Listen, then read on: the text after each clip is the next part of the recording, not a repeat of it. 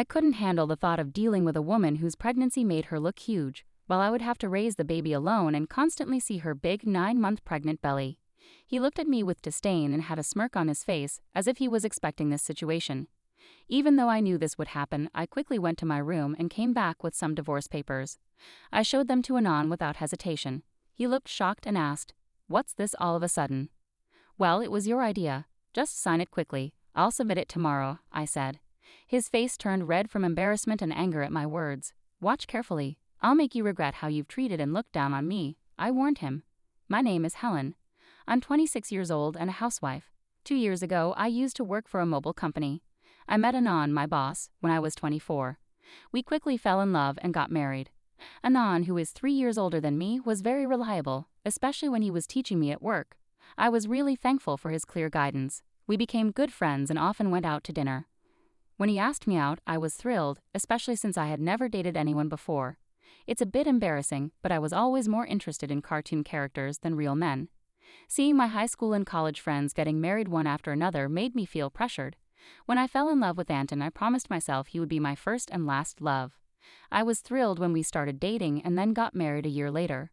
Anton was good-looking and popular with our female colleagues.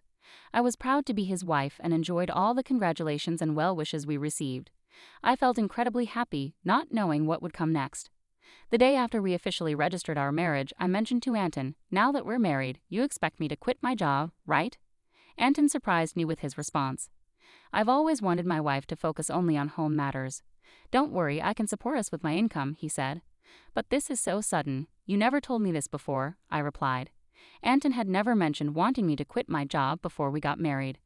I had taken the job based on my father's advice, and quitting without notice didn't feel right. I wanted to explain, but Anton's silent gaze made me stop talking. "I should have told you earlier, but it's too late now. Starting tomorrow, you don't need to go to work. I'll take care of the handover," Anton said.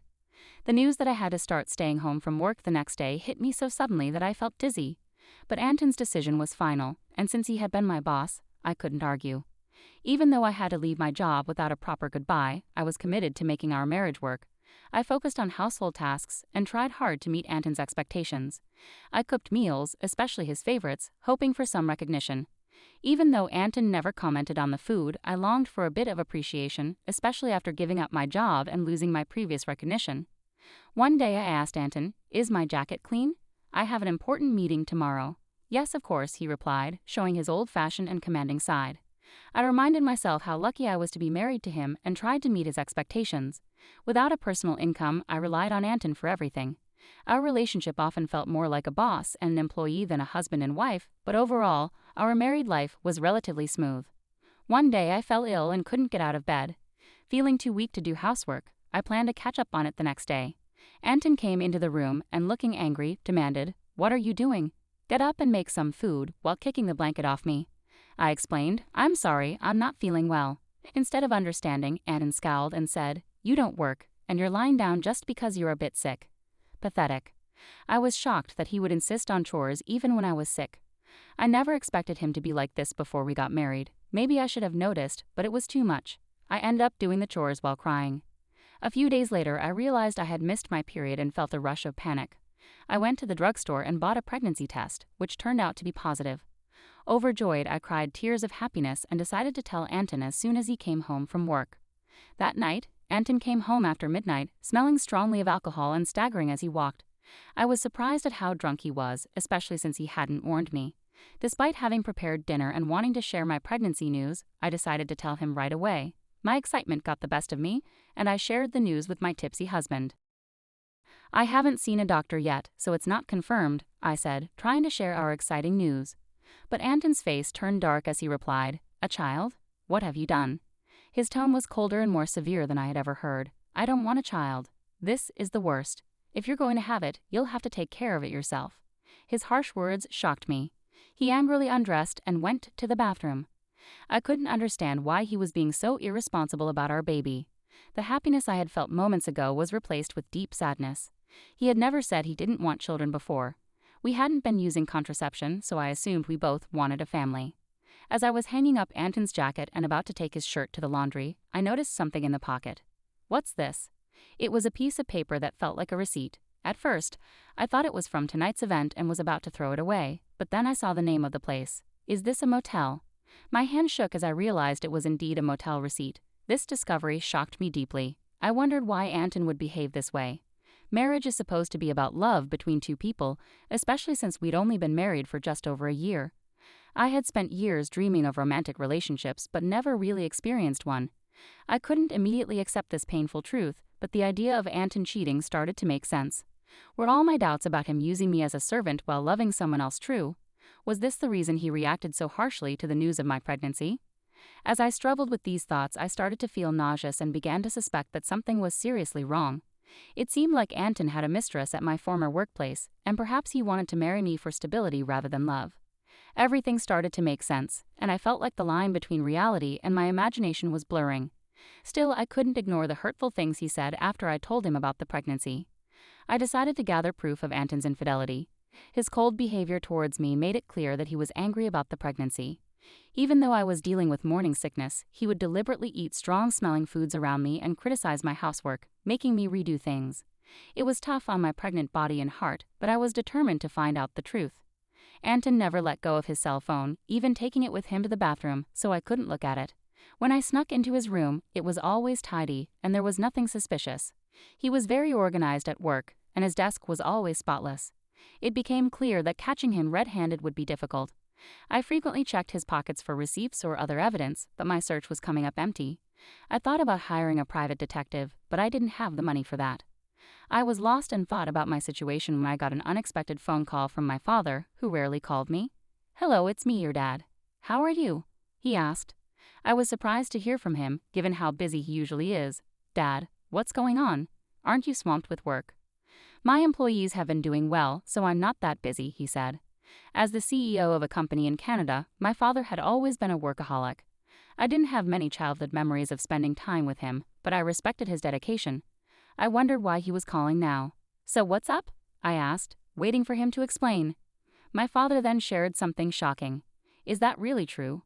I asked, stunned by what he revealed. "Yes, he's not the type to lie."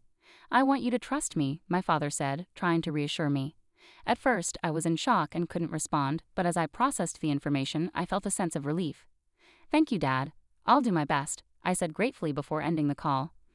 My investigation was finally showing results, and I felt a mix of relief and anger because of the ongoing tension with Anton. Despite being pregnant, Anton remained distant, which only deepened my resentment towards him. Months went by, and our relationship stayed strained. Then something happened that shattered our life. As I approached my 9th month of pregnancy, I lived in constant fear around Anton, trying to avoid him and leading a quiet, restricted life. One evening, while serving dinner as usual, Anton came home, and we sat at the dining table. As I ate silently, Anton suddenly slammed his fork down. "What is this? It's tasteless," Anton yelled, throwing the food I had cooked onto the floor. I was shocked by his outburst and struggled to understand what was happening. My frustration grew as I saw my meal discarded. Anton complained that my cooking had been bland recently, but I had been using less seasoning to make the meals healthier for everyone during my pregnancy. If he didn't like the taste, he could have added some salt himself. There was no need to throw the food on the floor. As I was about to speak up, Anton sneered and made a hurtful remark. "I don't want a woman with a belly like a monster. You'll have to raise the kid by yourself," he said with malice and a cruel smile. I had feared this day might come, though I had hoped for a different outcome. Quickly, I went to my room, grabbed some documents, and returned to show them to Anton. "Here are the divorce papers," I said, pushing the documents towards him. Anton looked stunned and asked, "What the hell? What's this all of a sudden?" "Well, it was your idea. Just sign it quickly. I'll submit it tomorrow," I said. I had been thinking about divorce ever since I suspected Anton's infidelity. With a baby on the way, I wasn't sure if I could manage on my own, but now I had a new plan. My determination seemed to anger Anton. His face turned red with rage. "Just wait. I'll make you regret every moment you looked down on me and tried to control me. Do you think you can manage without me? You'll have a baby to care for, and you'll regret it." I stayed firm and unshaken. "I'll be fine. Don't worry about me," I assured him. Maybe annoyed by my resolve, Anton grabbed the divorce papers and started filling them out. "Here you go. If this is what you want, it's yours," he said. "Thank you," I replied.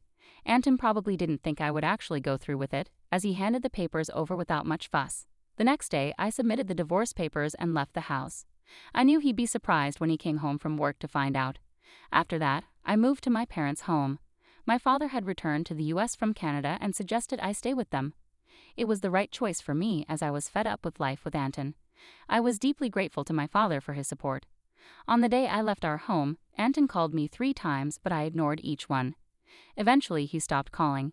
It became clear that I meant very little to him. He was probably happy with his mistress and might even be planning to remarry. I decided to move on from Anton. 6 months later, I had a baby who was born safely, and I was living happily with my parents. While enjoying this peaceful life, Anton called me again. At first, I ignored his calls, but after he persisted, I had no choice but to answer. "Hello, what do you want now?" I asked, tired of his calls. "Hey, what's going on? Why were you on that show?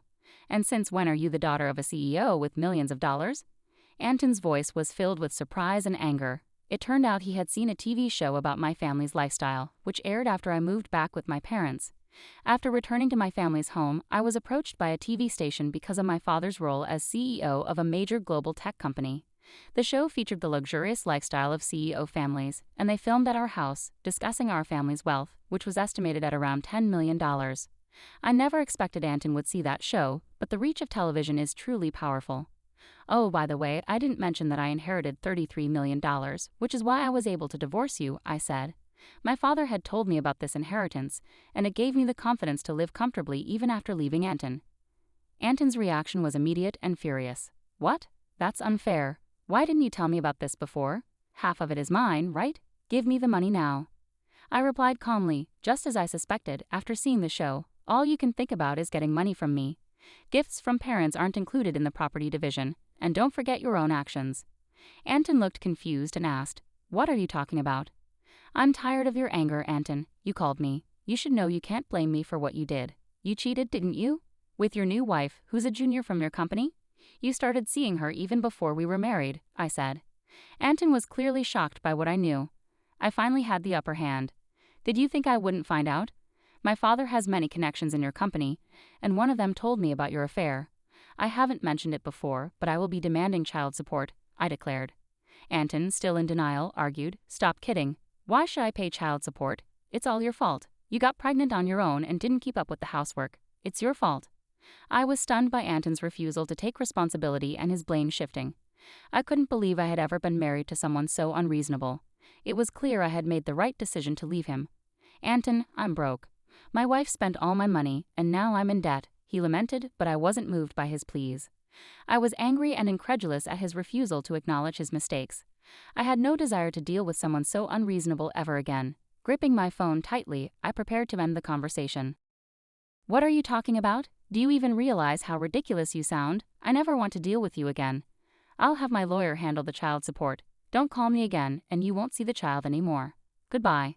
After expressing my frustration, I quickly hung up the phone. I blocked Anton's number, took a deep breath, and felt a sense of relief.